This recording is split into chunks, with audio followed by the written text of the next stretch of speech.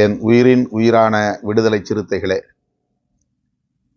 உங்கள் அனைவருக்கும் என்னுடைய பணிவார்ந்த வணக்கத்தை தெரிவித்துக் கொள்கிறேன். மதுரையிலிருந்து முகநூல் வாயிலாக உங்களை சந்திப்பதில் மகிழ்ச்சி அடைகிறேன். இன்றோடு மண்டல வாரியான கலந்தாய்வு கூட்டம் நிறைவு பெற உள்ளது. இன்று மாலை தென் மாவட்டங்களுக்கான மண்டல செயற்குழு கூட்டம் மதுரையில் நடைபெறுகிறது.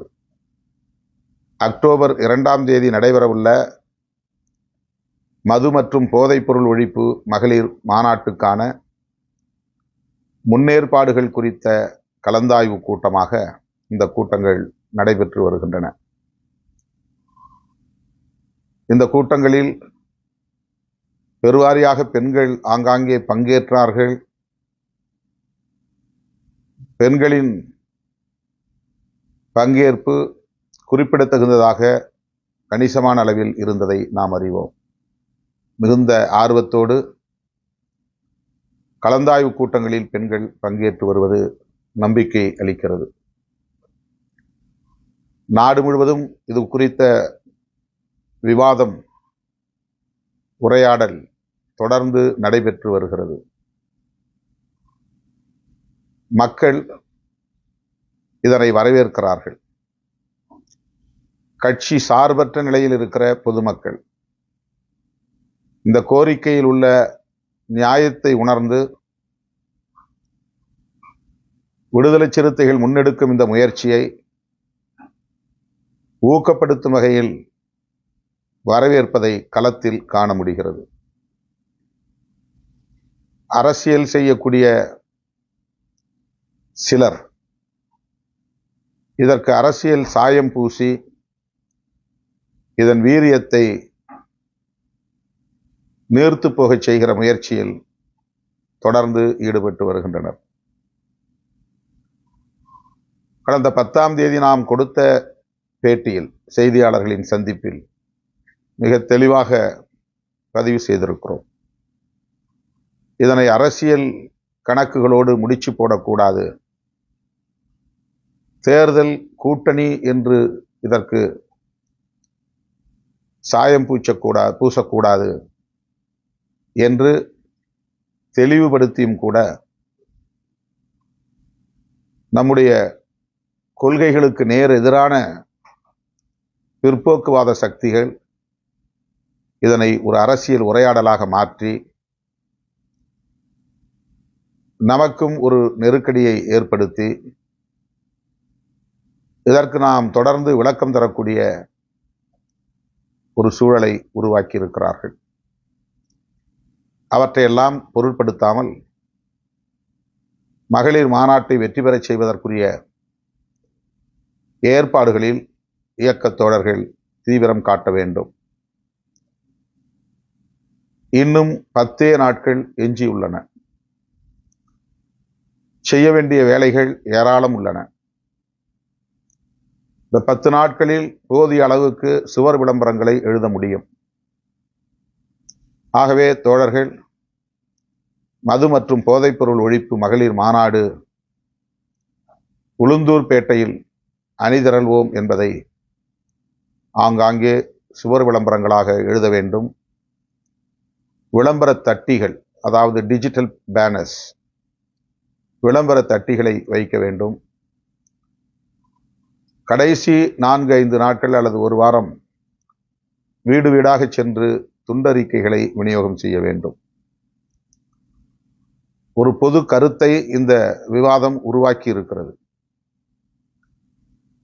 நம் மீது கடுமையான விமர்சனங்களை வைக்கக்கூடியவர்கள் கூட இந்த கருத்தை வரவேற்று இதற்கு ஆதரவு தெரிவிப்பதை களத்திலே நம்மால் உணர முடிகிறது. ஆகவே பொதுமக்களின் நன்மதிப்பை பெறக்கூடிய வகையில், அவர்களின் நல்ல ஆதரவை மென்மேலும் திரட்டக்கூடிய வகையில் பொறுமையோடும் சகிப்புத்தன்மையோடும் மக்களிடத்தில் இதை கொண்டு போய் சேர்க்க வேண்டும். எத்தகைய கடுமையான அவதூறுகள் நமக்கு எதிராக பரப்பப்பட்டாலும் அதற்கு ஒருபோதும் நீங்கள் பதில் சொல்லுகிறோம் என்கிற பெயரால் எந்த கருத்தையும் பதிவு செய்ய வேண்டாம், எதிர்வினை ஆற்ற வேண்டாம். இதுதான் நமக்கு நல்லது, நம்முடைய கோரிக்கை மேலும் வலிமை பெறுவதற்கு ஏதுவாக அமையும். ஆகவே நம்முடைய கொள்கை பகைவர்கள் கூச்சல் போடட்டும், கூக்குரல் எழுப்பட்டும், வாய்க்கு வந்தபடி அவர்கள் உளரட்டும். அந்த உளறல்களுக்கெல்லாம் நாம் விடை சொல்ல வேண்டிய தேவையில்லை. ஏன் அவர்கள் அதை செய்கிறார்கள் என்பது நமக்கு தெரிந்த பிறகு நாம் ஏன் பதற்றப்பட வேண்டும்? அவர்களுக்கு உள்நோக்கம் இருக்கிறது, ஆகவே அதை செய்கிறார்கள். யாரோ ஒரு சக்தி அவர்களை தூண்டிவிடுகிறது, அல்லது சனாதன சக்திகள் அவர்களுக்கு பின்னால் இருக்கிறார்கள், எனவே அவர்கள் ஆட்டம் போடுகிறார்கள் என்பதெல்லாம் நாம் அறிந்த உண்மை. எனவே அதை பற்றி நாம் கிஞ்சித்தும் கவலைப்பட தேவையில்லை. மது ஒழிப்பு குறித்து நாம் வைக்கக்கூடிய கோரிக்கைகள் இரண்டு கோரிக்கைகள் தான். திசை திருப்புகிறார்கள், திரிபுவாதம் செய்கிறார்கள். நாம் ஏதோ மாநில அரசுக்கு கோரிக்கை வைக்காமல் இந்திய ஒன்றிய அரசுக்கு மட்டுமே கோரிக்கை வைப்பதை போன்ற ஒரு தோற்றத்தை ஏற்படுத்துகிறார்கள். ஒன்று அவர்கள் கவனிக்காமல் விமர்சிக்கிறார்கள் என்று நாம் எடுத்துக்கொள்ளலாம், அல்லது வேண்டுமென்றே திரிபுவாதம் செய்கிறார்கள், நமக்கு எதிரான பொது உளவியலை கட்டமைக்க முயற்சிக்கிறார்கள் என்று நாம் புரிந்து கொள்ளலாம். நம்முடைய கோரிக்கை பூரண மதுவிலக்கு, அதாவது முழு மதுவிலக்கு. அது தமிழ்நாடு அரசுக்கானது.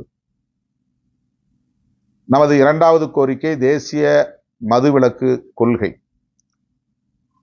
அது தொடர்பான சட்டம். இது இந்திய ஒன்றிய அரசுக்கானது. இவ்விரு கோரிக்கைகளையும் சமகாலத்தில் நாம் வைக்கிறோம், ஒரே நேரத்தில் நாம் வைக்கிறோம்.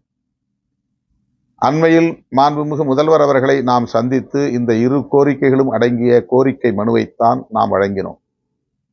ஆனால் அந்த கோரிக்கை மனுவிலே நாம் இந்திய ஒன்றிய அரசுக்கு மட்டுமே கோரிக்கை வைத்திருப்பதாகவும், தமிழ்நாடு அரசை பொருட்படுத்தவில்லை அல்லது அவர்களுக்கு எந்த கோரிக்கையும் நாம் வைக்கவில்லை என்பதை போன்ற ஒரு தோற்றத்தை திட்டமிட்டு உருவாக்கி வருகிறார்கள். இது முற்றிலும் தவறானது, பிழையானது, திட்டமிட்டு பரப்பப்படுகிற அவதூறாகும். ஆகவே தோழர்கள் அதில் எந்த குழப்பத்திற்கும் ஆளாக வேண்டாம். முதல்வரை ஏன் சந்திக்க வேண்டும், திமுகவினர் ஏன் இந்த மாநாட்டில் பங்கேற்க வேண்டும் என்றெல்லாம் திரும்ப திரும்ப கேள்வி எழுப்புகிறார்கள். திமுக உள்ளிட்ட எல்லோரும் இந்த கருத்திலே உடன்பாடு உள்ளவர்களாக இருக்கிற போது எல்லோரும் ஓரணியில் நின்று இதற்கு குரல் எழுப்ப வேண்டும் என்பதுதான் நம்முடைய கோரிக்கை. அதுதான் முதலில் நாம் வைத்த அறைகூவல். அப்படி என்றால் திமுகவுக்கும் அதில் பொறுப்பு இருக்கிறது, ஆளுங்கட்சியாக இருந்தாலும் அதற்கு பொறுப்பு இருக்கிறது என்றுதான் பொருள். ஆகவே திமுகவும் அதற்கு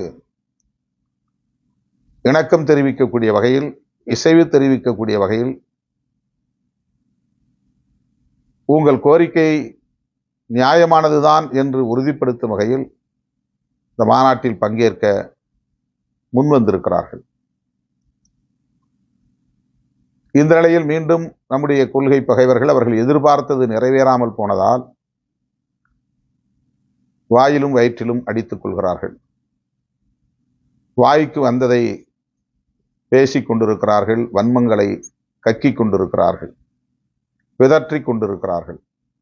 ஏதோ நாம் வீரியம் இழந்து விட்டோம், வீழ்ந்து விட்டோம், பயந்து பின்வாங்கி விட்டோம், மொத்த மாநாட்டுக்குமான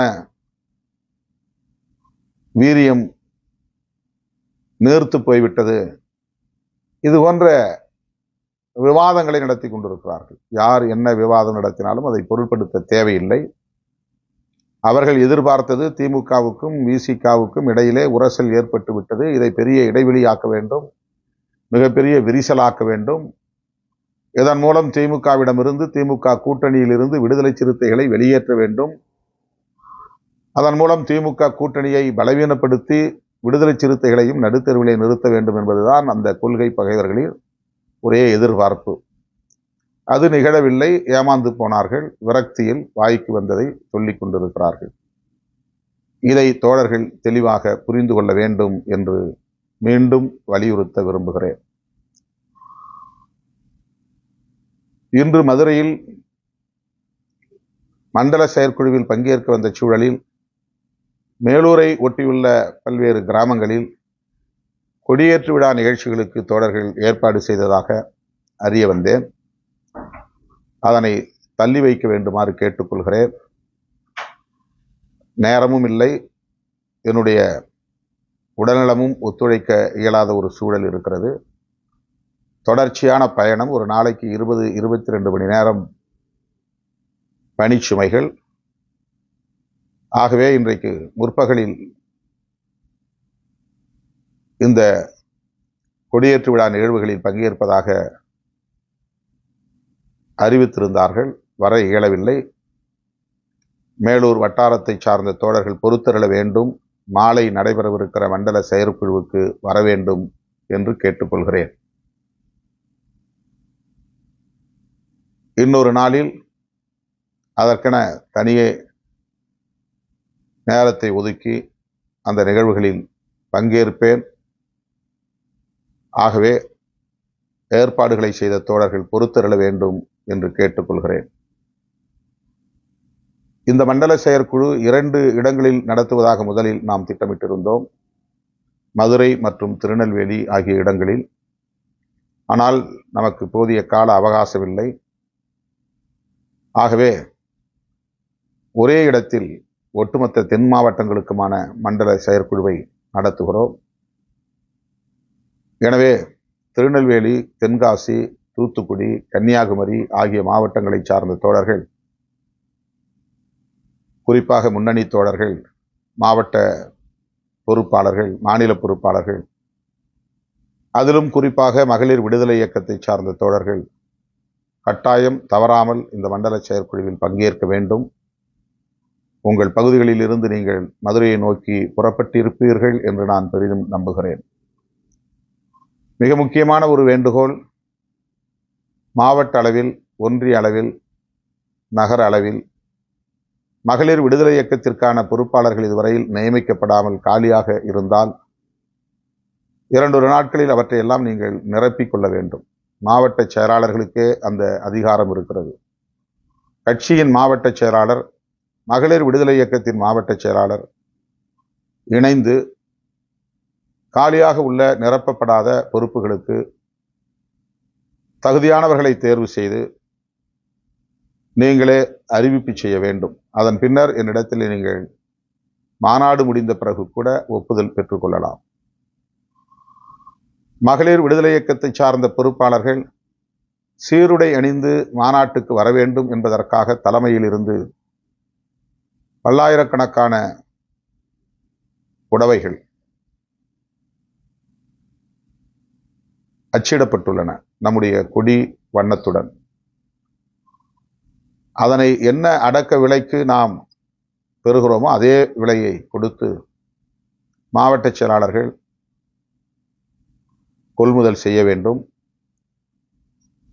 ஒரு வாரத்திற்கு முன்னதாகவே பங்கேற்கக்கூடிய பொறுப்பாளர்களுக்கு அல்லது மகளிர் அணியினருக்கு அவற்றை கட்டணம் இல்லாமல் விநியோகம் செய்ய வேண்டும். கட்டணத்தை மாவட்ட செயலாளர்களே பொறுப்பேற்றுக் கொள்ள வேண்டும். ஒரு புடவை 160 ரூபாய். அது எத்தனை புடவை உங்களுக்கு தேவையோ அதை நீங்கள் பெற்று மகளிர் அணியினரிடம் கட்டணம் இல்லாமல் வழங்க வேண்டும். இந்த ஏற்பாடுகளை தோழர்கள் செய்ய வேண்டும் என்று நான் கேட்டுக்கொள்கிறேன். நாளை முதல் தவணையாக 10,000 புடவைகள் தலைமையகத்திற்கு வருகிறது. வடமாவட்டங்களை சார்ந்த தோழர்கள் அதனை தலைமையகத்திற்கு நேரடியாக வந்து உரிய கட்டணத்தை செலுத்தி பெற்றுக்கொள்ள வேண்டும். இந்த நேரத்தில் வங்கிகளில் செலுத்தலாம். ஆனால் நேரிலேயே வந்து பெற்றுக்கொண்டால் புடவைகளையும் நீங்கள் எடுத்துச் செல்லலாம். வட மாவட்டங்களை சார்ந்த தோழர்கள், பிற மாவட்டங்களை சார்ந்த தோழர்களுக்கு பார்சல் மூலமாக அனுப்பி வைப்பதற்கு ஏற்பாடுகள் செய்யப்பட்டுள்ளன. இயன்றவர்கள் நேரிலே சென்னைக்கு சென்று பெற்றுக்கொள்ளலாம். இயலாதவர்கள் பார்சல் மூலமாக அனுப்பி வைக்கும்படி கேட்டுக்கொண்டால் அதன்படி உரிய முகவரிக்கு அனுப்பி வைக்கப்படும். ஆகவே இவற்றையெல்லாம் விரைந்து நீங்கள் செய்ய வேண்டும், அதை நடைமுறைப்படுத்த வேண்டும். நாடே எதிர்பார்க்கக்கூடிய ஒரு வரலாற்று முக்கியத்துவம் வாய்ந்த மாநாடு இது. இது குறித்து பொதுமக்களிடையே விழிப்புணர்வு ஏற்பட்டிருக்கிறது. ஆகவே மாநாட்டை தொடர்ந்தும் நாம் இந்த விழிப்புணர்வை இன்னும் வெவ்வேறு வடிவங்களில் குக்கிராமங்கள் வரை எடுத்துச் செல்லலாம் என்று இருக்கிறோம். தேசிய அளவிலான மதுவிலக்கு மற்றும் போதைப்பொருள் ஒழிப்பு கொள்கையை உருவாக்குகிற வரையில் நாடாளுமன்றத்திலும் இது குறித்து நாம் வலியுறுத்துவோம். பிற மாநிலங்களில் உள்ள ஜனநாயக சக்திகளையும் ஒருங்கிணைப்போம். மதுவிலக்கு கொள்கையை உயர்த்தி பிடிக்கக்கூடிய அரசு சாரா நிறுவனங்கள், NGOs, அவர்களோடும் இணைந்து பணியாற்றுவதற்குரிய செயல் திட்டங்களை வரையறுக்க இருக்கிறோம். இது மிக மிக இன்றியமையாத ஒன்று. எனவே இயக்கத் தோழர்கள் சமூக ஊடகங்களில் பரப்பப்படுகிற அவதூறுகளைக் கண்டு பதற்றப்பட தேவையில்லை, குழப்பமடைய தேவையில்லை. நாம் தெளிவாக இருக்கிறோம், நம்முடைய நிலைப்பாட்டில் உறுதியாக இருக்கிறோம். நாம் நேர்மை திறத்தோடு இந்த பிரச்சனையை அணுகுகிறோம். யார் எந்த அவதூறுகளை பரப்பினாலும் அதை பொருட்படுத்த வேண்டாம் என்று கேட்டுக்கொண்டு இன்று மாலை நடைபெறவிருக்கிற மண்டல சிறப்பு செயற்குழுவை சந்திப்போம். மதுவை ஒழிப்போம், மனித வளம் காப்போம் என கூறி முடிக்கிறேன். நன்றி, வணக்கம்.